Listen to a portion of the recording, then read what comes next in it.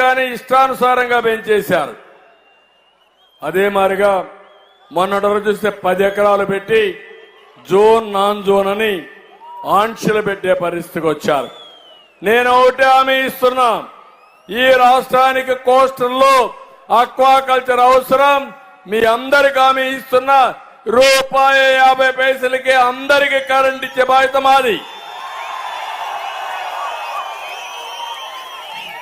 AMC cess గాని, నీటి పన్ను గాని, ట్రాన్స్ఫార్మర్ రేట్లు గాని, జీవో నెంబర్ ఇవన్నీ కూడా ఇష్టానుసారంగా చేశారు. కడాన మత్స్యకారుల్ని దెబ్బతీసే విధంగా 217 జీవో తీసుకొచ్చారు. నేను వస్తాను, ఆ జీవో రద్దు చేస్తా, మీకు మత్స్యకారులకి మళ్లీ స్వేచ్ఛనిస్తా, చెరువులు కూడా మీకే అప్పచెప్తానని మరొక్కసారి మీ అందరికీ హామీ ఇస్తున్నా. ఈ ముఖ్యమంత్రి ఎట్టుంటాడంటే విచిత్రమైన వ్యక్తి. ఏం తమ్ముళ్ళు ఎప్పుడన్నా చూశారా ఇటువంటి? ఎప్పుడన్నా ఊహించారా మీరు? నేను అడుగుతున్నా మిమ్మల్ని అందరూ, నా లైఫ్ లో అయితే ఎంతో మంది ముఖ్యమంత్రులు చూశారు, కానీ ఇతను ఒక విచిత్రమైన మనిషి. విచిత్ర జంతువు అందామా, మనిషి అందామా, రాక్షసుడు అందామా, నాకైతే అర్థం కావడం లేదు. మీకేమైనా అర్థమైందా తమ్ముళ్ళు అని మిమ్మల్ని అడుగుతున్నా. ఏమో మా ఆడబిడ్డలు మీకు అర్థమైందా అని మిమ్మల్ని అడుగుతున్నా. చాలా ప్రమాదకరం. ఒక మాట అంటాడు, నా బీసీలు అంటాడు. నా బీసీలు అంటేనే 30 పథకాలు రద్దు చేస్తాడు. ఇంకో పక్క నా బీసీలు అంటానే ఇక్కడే ఒక ఉదాహరణ. అమర్నాథ్ గౌడ్ అని ఒక కుర్రాడు, వాడు అక్కను వేధిస్తా ఉంటే, మా అక్కన వేధిస్తున్నావు మంచిది కాదని చెప్పాడు. చెప్తే ఏం చేశారు? రోడ్డు మీద పెట్రోల్ పోసి తగలబెట్టేశారు. మళ్ళా అంటాడు నా బీసీ అంటాడు. అంటే నీ బీసీలు తగలబెట్టడానిక?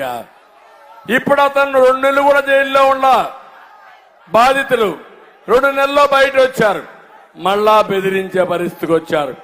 నేను ఒకటే చెప్తున్నా, నేను వస్తానే ఇలాంటి వాళ్ళని మక్కలు ఎరగొట్టి ఇంటికే పరిమితం చేస్తా.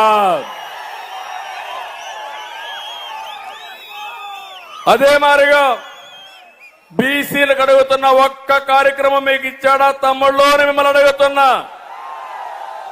₹1 రుణం ఇచ్చాడా అని మిమ్మల్ని అడుగుతున్నా.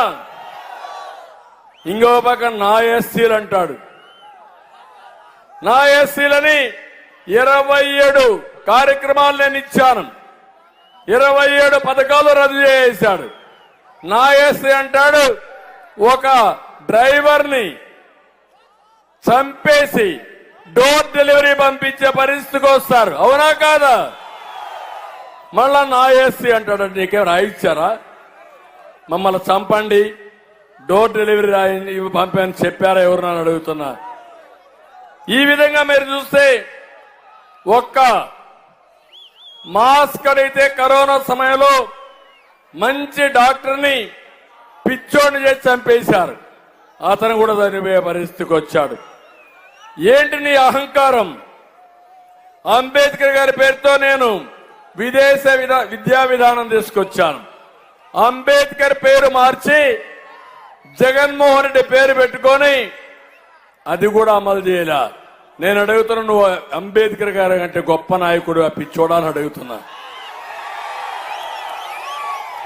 ఇది అహంభావం అవునా కాదా? మీరు యాక్సెప్ట్ చేస్తారా? ఎస్సీలు గాని, బీసీలు గాని, బడుగు బలహీన వర్గాలు. అంబేద్కర్ గారంటే బడుగు బలహీన వర్గాలకు రాజ్యాధికారం, ఆర్థిక స్వావలంబనిచ్చిన వ్యక్తి. అలాంటి వ్యక్తికి అన్యాయం జరుగుతా ఉంటే మనం ఉపేక్షిస్తావా తమ్ముళ్ళు అని మిమ్మల్ని అడుగుతున్నా. ఇది ఉపేక్షిస్తే మన ఎవరికి భవిష్యత్తు లేదు.